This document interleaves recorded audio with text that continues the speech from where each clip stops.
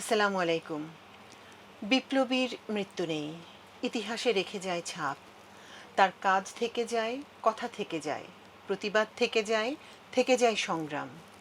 তরুণ বিপ্লবীদের মৃত্যুর খবর আমরা শুনি দেশে দেশে, কিন্তু সেসব দেশের মানুষের এবং জাতীয় জীবনে তারা রেখে যান বিপ্লবী চেতনা। আমাদের জন্মভূমি বাংলাদেশের তেমনই একজন বিপ্লবী বীর শহীদ ওসমান হাদি। কেমন ছিল তার শৈশব, আর কেমন ছিলেন তিনি যৌবনে, সেসবই আমরা এখন শুনবো সহকর্মী মাহফুজ সাদির কাছ থেকে। সাদি খুব কাছের মানুষ ছিলেন হাদির। নলছিটিতে কাছাকাছি সময় বেড়ে ওঠেন তারা।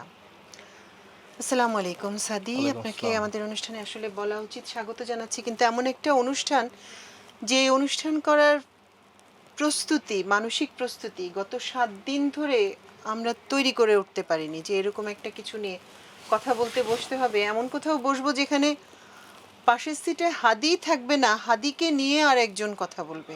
এটা আসলে খুবই মানে কিভাবে বলা যায় আমি ঠিক জানি না, আমি শব্দ খুঁজে পাচ্ছি না। একদিন আগেই আমার দেশেই ফার্স্ট পেজে একটা নিউজ গেছে, হাদির অপেক্ষায় বাংলাদেশ। একটা বাচ্চা হাদিকে, মানে হাদির অপেক্ষায় সেও আছে, এরকমের একটা প্ল্যাকার্ডের মতো ধরে সে আছে, মানে বিজয় দিবসে। আপনি বুঝতে পারছেন যে হাদির অপেক্ষায় আসলে সমগ্র বাংলাদেশ ছিল।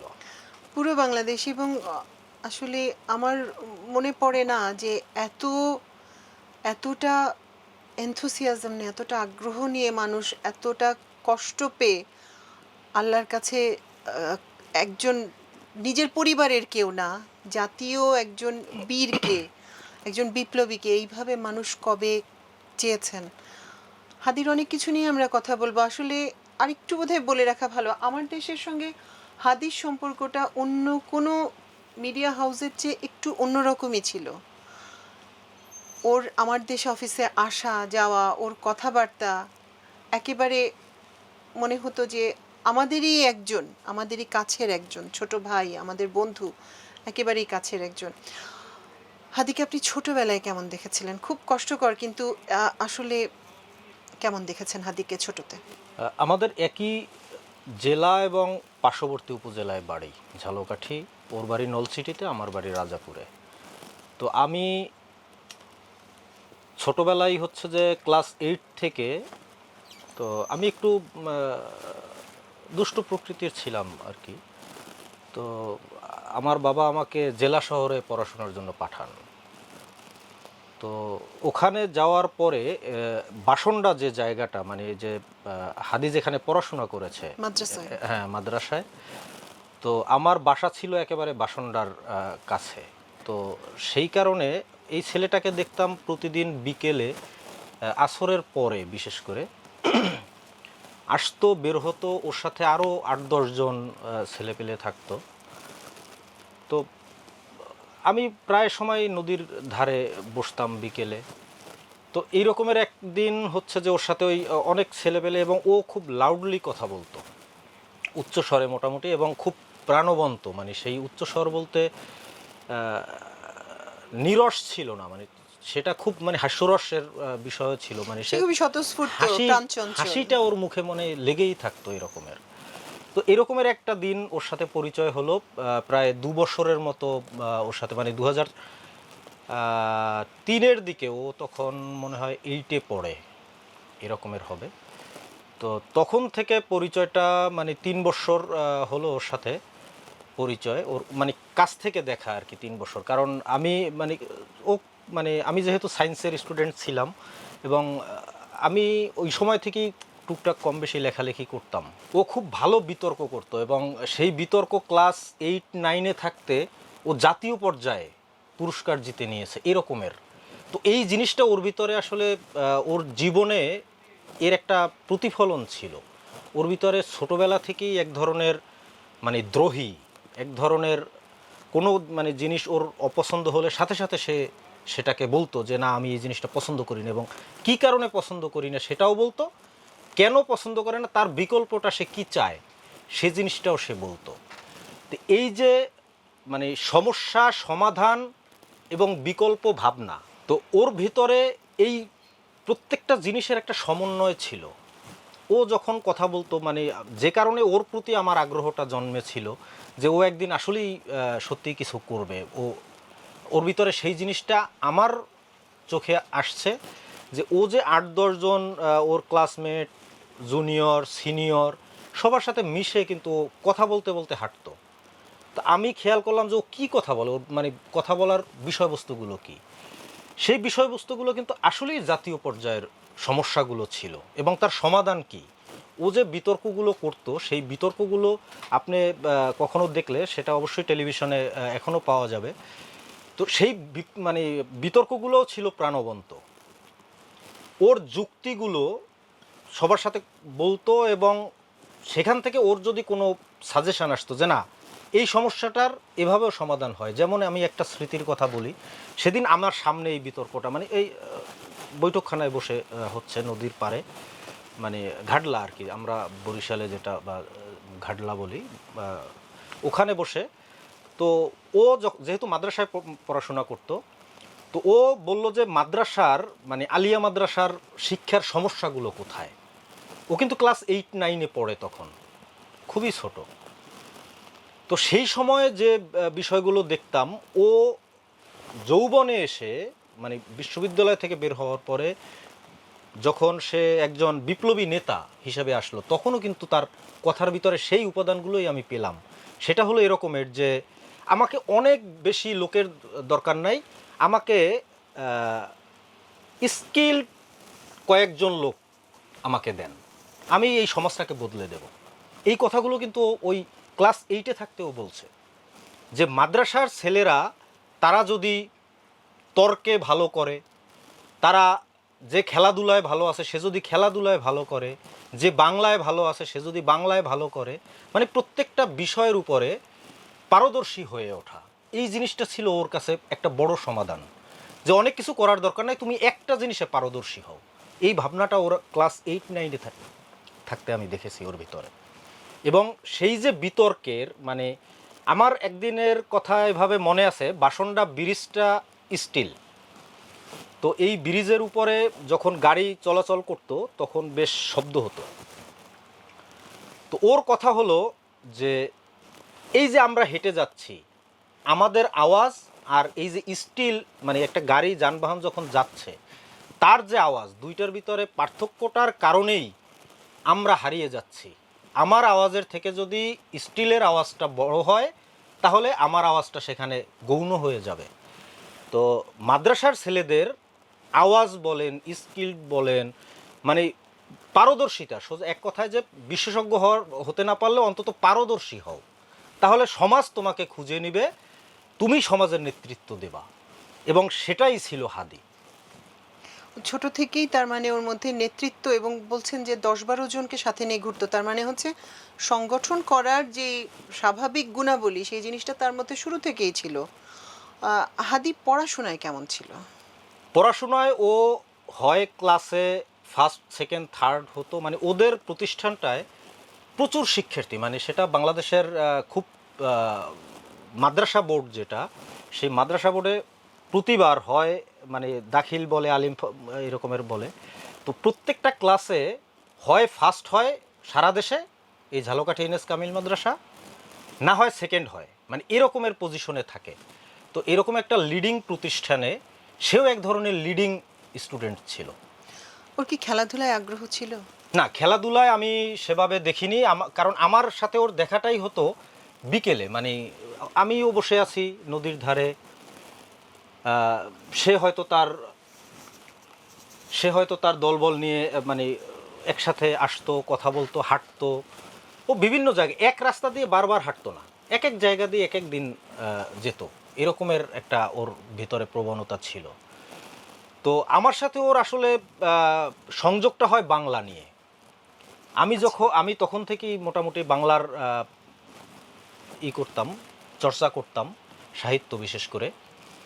এই যে সাহিত্যে যে পরাবাস্তব ধারণা, জীবনানন্দ দাশের কবিতা নিয়ে যখন ওর সাথে কথা হতো, ওই বয়সে ওই মানে বয়সে 8-9-এ পড়া একটা ছেলে কবিতার পরাবাস্তব নিয়ে, হ্যাঁ, জীবনানন্দ দাশের কবিতা নিয়ে কবিতা চিন্তা করছে। বুঝতো সে, তার মানে বিতর্কে কবিতার প্রয়োগ, ছন্দের প্রয়োগ অত্যন্ত সাবলীলভাবে করেছে এবং তার মানে তার ব্রেন এতটা শার্প ছিল যে ও যেখানে যেটা শুনছে বা হয়তো অন্য মানে যারা বিতর্ক প্রতিযোগিতায় অংশ নেয় তাদের কাছে চিরকুটের মতো থাকে, হ্যাঁ কিন্তু স্ক্রিপ্ট ওর কিন্তু থাকে ওর প্রপারলি। কিন্তু ওই ধরনের পেপার নিয়ে ওর বিতর্কে বসাটা খুব কম।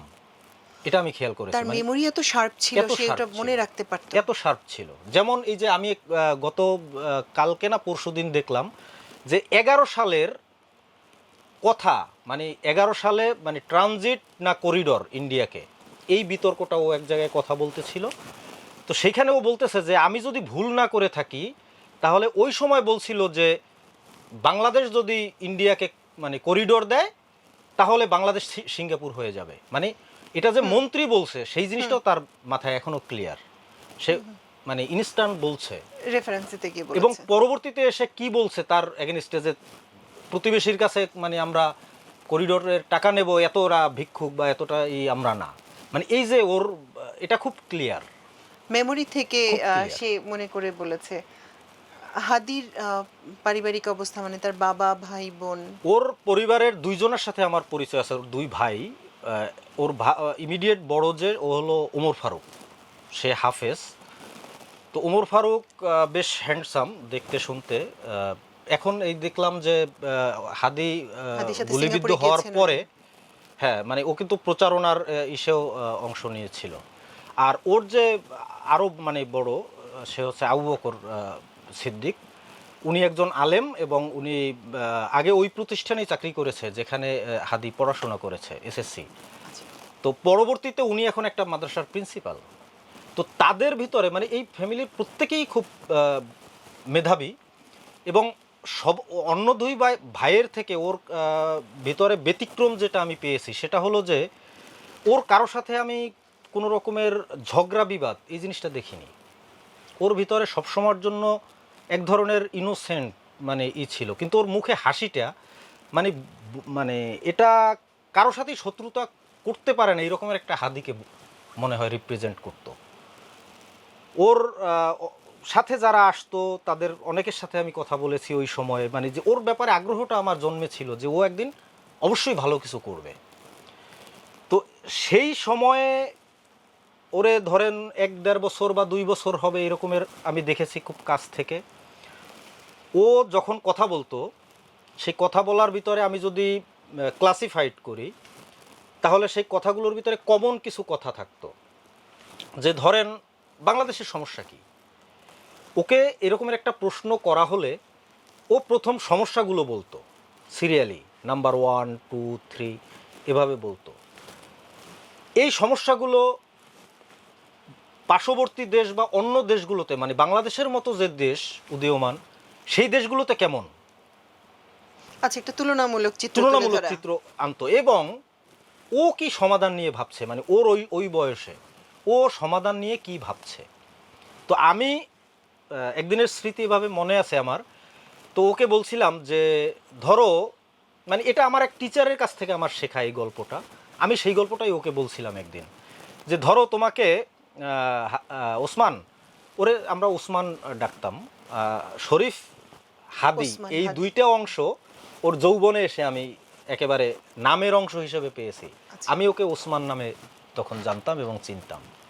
তো ওকে বলছিলাম যে ওসমান ধরো তোমাকে এখন 1 কোটি টাকা দেয়া হলো, তুমি কি করবে? সে বলল যে ভাই আমার কাছে বইয়ের একটা তালিকা আছে, আমি সবার আগে এই বইগুলো কিনবো। আপনি দেখেন মানে সে কিন্তু সে প্রচুর পড়াশোনা করত, আমি সেটা পরবর্তীতে জেনেছি।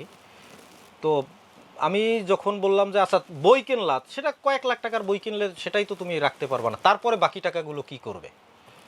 তখন সে মানে উপস্থিতভাবেই বলল যে যে সমস্ত ছেলেদের ভিতরে সম্ভাবনা আছে তাদেরকে গড়ে তোলার জন্য আমি এই টাকাটা ব্যয় করব। সে হোক এতিম, সে হোক সচ্ছল, কিন্তু তার কি দরকার, তার জাতীয় জীবনে অবদান রাখার মতো একজন মানুষ হতে তার কি কি দরকার, আমি সেই জিনিসগুলো তার হাতের নাগালে নিয়ে আসব। মানে আসলে ও ব্যক্তি হিসেবে নিজের জন্য শুরু থেকেই চিন্তা করেনি, না, তার শুরু থেকেই লক্ষ্য ছিল মানে সার্বিকভাবে সবাইকে নিয়ে সামনের দিকে এগোনো, এগুলো দেশ সমাজ সব কিছু মিলিয়ে। আপনি ওকে দেখেছেন ছোটতে, আপনি যে সময় গল্প করছেন আমাকে, সেটা হচ্ছে ওর 8-9-এ পড়া, 8-9-এ পড়ে তখন এরকমের, এসএসসি ওই সময়ের, 7-8-9 এরকমের হবে। 7-8-9। তারপরে আমরা যেই হাদিকে পেলাম 5ই জুলাই মানে 2024-এর জুলাই থেকে, সেই হাদি আর আপনার সেই দেখে আসা আগের হাদি, আপনি কি পার্থক্য দেখেছেন নাকি মনে হয়েছে যে এটাই স্বাভাবিক, এরকমই ওর না, পার্থক্য বলতে আমার সাথে ওর প্রথম মানে এই মাঝখানে দীর্ঘদিন গ্যাপ গেছে, ওর সাথে দেখা সাক্ষাৎ হয়নি, কোনো যোগাযোগও ছিল না। 5 আগস্ট 2024 আমরা তখন 4 আগস্ট 5 আগস্ট আমরা তখন সাংবাদিকতায় মানে আমি অ্যাসাইনমেন্টেই ছিলাম।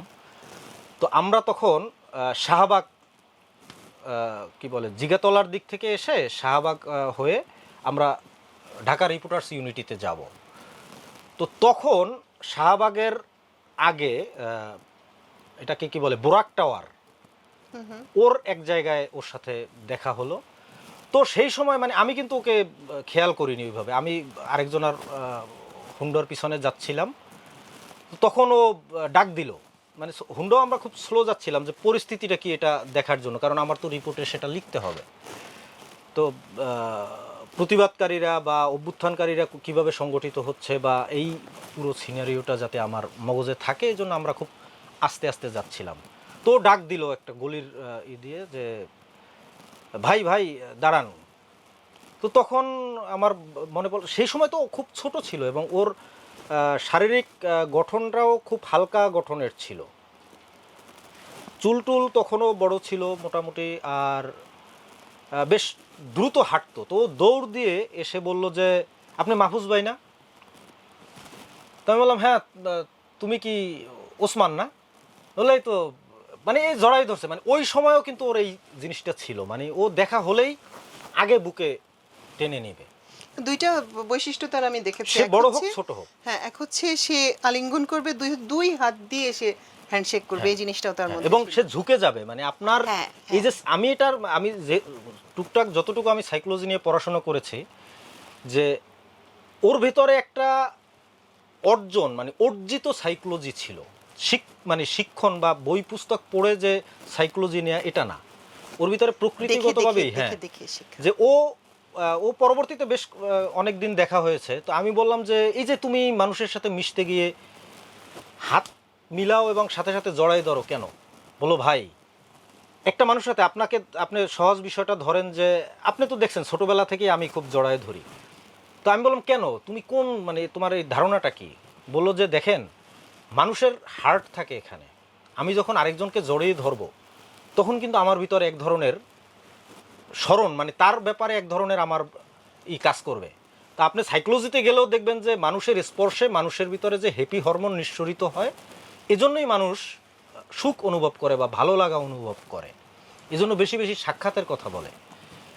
হাদির এটা ছিল, এটা যে ওর প্রচারণায়ও আমি দেখলাম যে ও মানুষের কাছে যাচ্ছে, মানে সব জায়গায়, মানে খুব পিঁপড়া যেরকমের মনে করেন এই একই সরলরৈখিক চলে না, ও ঠিক সেভাবে মানে এদিকে যাচ্ছে ওদিকে যাচ্ছে, মানে প্রত্যেকটা মানুষকে সে রিচ করার একটা চেষ্টা তার ভিতরে থাকে। আর সবচেয়ে মজার বিষয় হলো এই হাদি সেই 7-8-9-এ থাকতে ওকে যখন আমি প্রশ্ন করেছিলাম যে তুমি বড় হয়ে কি হবা, কি হতে চাও, তো বলছে যে ভাই আমি কিন্তু আপনাকে গরুর রচনার মতো উত্তর দেব না। আমি বললাম না, তুমি যেটা চিন্তা করো তুমি সেটাই বলো। তো তাকে যখন আমি সেই 7-8-9-এ থাকতে যখন আমি প্রশ্ন করেছি, আমার মনে আছে প্রতি 3 বা মানে 2 বছর ওর সাথে মোটামুটি বেশ ভালো দেখা সাক্ষাৎ হয়েছে। 2 বছরের কথা আমার মনে আছে যে এই জানুয়ারিতে আমি জিজ্ঞেস করছি এবং ওই জানুয়ারিতে জিজ্ঞেস করেছি, ওর সাথে আমার মানে বোঝাপড়াটা ওইভাবে ছিল। তো ও প্রথমবার যখন বলছে তখন বলছে যে মানে ওর কংক্রিট কোনো উত্তর নাই, কিন্তু তুমি কি হবা, ওর উত্তর ছিল যে ভাই আমি এমন একটা ব্যক্তি হব যে সারা দেশের মানুষ আমাকে শুধু আমার কর্ম দিয়ে চিনবে, আমি ইতিহাস হয়ে থাকব। ওর এই কথাটা আমার এখনও লাগে, যে ওই গল্পে বা সাহিত্যে যেভাবে বলে যে মরিয়া প্রমাণ করলো যে সে এখন এতদিন জীবিত ছিল। তো ওসমান হাদি আজকে শহীদ হয়ে সেই কথাই প্রমাণ করলো যে সে ইতিহাস হতে চেয়েছিল, সে সেই ইতিহাসই হলো। ইতিহাসই হয়ে থাকলো আসলে। ঠিক এই পর্যায়ে এসে আপনার চোখের দিকে তাকিয়ে আমার আর মানে ওর অনেক আবারও স্বপ্ন প্রশ্ন ছিল ঢুকতে ইচ্ছা করছে না আপা। কিন্তু। আমি বলি আপনাকে, যখন অন্তর্বর্তী সরকার গঠিত হয়েছে 8 তারিখ, ওর সাথে আমার 10 কি 11 তারিখের দিকে দেখা শাহবাগে। তো তখনও এভাবে ও ওই 3-4 জন এরকমের ছিল। তো ও ওখান থেকে উঠে আসছে, মানে আমি অন্য একটা দোকানে চা খাচ্ছিলাম শাহবাগে বসে। তো ও এসে বলল যে মাহফুজ ভাই, আপনি তো সাংবাদিক, আপনাকে কিছু কথা বলি। আমার না এই দেশটা নিয়ে অনেক স্বপ্ন আছে, যদি না বাঁচি আপনাকে বলি। আমি বললাম, কি স্বপ্ন? তুমি কি করতে চাও? তুমি রাজনীতিবিদ হবা? বলছো যে না, আমি রাজনীতিবিদ হব না, আমি একজন বিপ্লবী হিসেবেই থাকব। সেই কথাটাই ও যখন নির্বাচন করার কথা বলল, তখন ওকে বললাম যে নির্বাচন তো রাজনীতিবিদের কাজ, তুমি বিপ্লবী হতে চেয়েছিলা, বিপ্লবী হয়েছ, বিপ্লবী হয়েই থাকতা। তখন সে বলছিল যে আমি জাস্ট খুঁজছি যে কতভাবে একটা মানুষের বা জাতির, দেশের জন্য কাজ করা যায়। আমি বিপ্লবী হিসেবে আমি মাঠে ময়দানে আছি, কথা বলছি, মানুষের কথাগুলো আমি বলার চেষ্টা করছি। সংসদে গিয়েও তো এই মানুষের প্রতিনিধিত্ব করা উচিত। যদি এই সংসদ বিপ্লবীদের কথা না বলে, বিপ্লব থেকে যদি এই সংসদ সরে যায়, তাহলে অন্তত একজন বিপ্লবী সেখানে থাকবে যে বিপ্লবের কথা বলবে। আসলে সে শেষ পর্যন্ত ওই বিপ্লবের কথাই বলে গেছে, একদম শেষ দিন পর্যন্ত ওকে আমরা যেভাবে যা দেখেছি। হাদিকে নিয়ে কথা বলা শেষ করার কিছু নাই, হাদি সম্পর্কে জানারও শেষ নাই। যদিও মাত্র 33 বছরের একটা জীবন, খুবই অল্প সময়। এই অল্প সময়ের অনেকটাই আমাদের সামনে একেবারে উন্মুক্ত প্রকাশিত। হাদির কি চেয়েছে, কিভাবে চেয়েছে, কি করতে চেয়েছে, সবচেয়ে বেশি বোধহয় সে তার চাওয়াগুলোই সাধারণ মানুষকে জানাতে চেষ্টা করেছে। কিভাবে সম্ভব, কোথায় ভুল হচ্ছে, কি হলে ঠিক হতো, সব সমস্যা বলা এবং সমাধান বলা।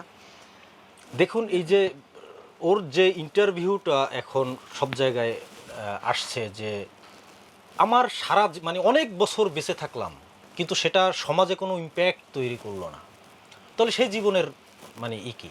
আপনি দেখেন, আমরা হরহামেশা একটা কথা বলি যে বিড়াল হয়ে 1000 বছর বেঁচে থেকে লাভ কি যদি বাঘের মতো একদিন বাঁচা যায়। আপনি দেখেন, ও যখন নজরুলের বিদ্রোহী কবিতা আবৃত্তি করছিল, মানে ওর এই যে ছবিটা, মানে আমাদের স্ক্রিনেও ছবিটা বারবার ভাসছিল আসছে, হ্যাঁ, এভাবে, মানে ও হাত প্রসারিত করে দিয়ে। বিশালতা, ওর যে মানে বুক, মানে সে বিশাল এক বুক, মানে বিশালতাকে ধারণ করা বুক। আপনি দেখেন সে তার জীবন, মানে তার যাপিত জীবন কিভাবে চলছিল, তার একটা উদাহরণ দেই। মানে তার একটা বাচ্চা, ও 10 মাস বলছিল একটা বয়স। ইন্টারভিউতে যে 3 মাসে মনে হয় 30 মিনিটও তাকে কোলে নেয় নাই। কোলে নিতে পারিনি।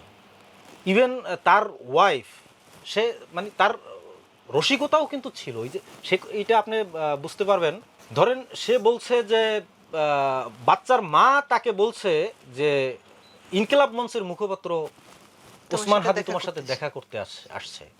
তো আসলে একজন বিপ্লবীর জীবন এমনই হয়। আমরা পৃথিবীর চে গুয়েভারা বলি, এরকমের যত বিপ্লবী পৃথিবীর যারা পৃথিবীতে স্বাক্ষর রেখে গেছে, কালের গর্বে হারিয়ে যায়নি, তারা এখনো তাদের কথা, তাদের কাজ, তাদের চেতনা এখনো থাকে। সেরকমের একজন বিপ্লবী আসলে ওসমান হাদি। তাকে আমরা সেভাবেই দেখলাম, সেভাবেই পেলাম। আমি জানি আপনি কথা বলার অবস্থায় নাই, আপনার চোখের দিকে তাকালে আসলে আমি প্রশ্ন ওর এই কথাটা আমার খুব বাজে যে ধরেন আমার এখনো বাচ্চা কাচ্চা হয়নি, আমি সেটা এখনো হয়তো বুঝতে পারবো না সেভাবে। ও বলছিল, মানে ও যখন ইন্টারভিউটা দিচ্ছিল, ওর বডি ল্যাঙ্গুয়েজটা ঠিক এভাবে ছিল যে খুব কষ্ট লাগে, মানে এই যে ওর বাচ্চার কথাও বলতেছিল যে আমার বাচ্চাটা এত ছোট, আমার যদি কিছু হয়ে যায়, মানে ওর কথাগুলোর এইটা ছিল এমন যে আমার যদি আজকে কিছু হয়ে যায় তো ভাইয়া তুমি আমার বাচ্চাটাকে দেখো।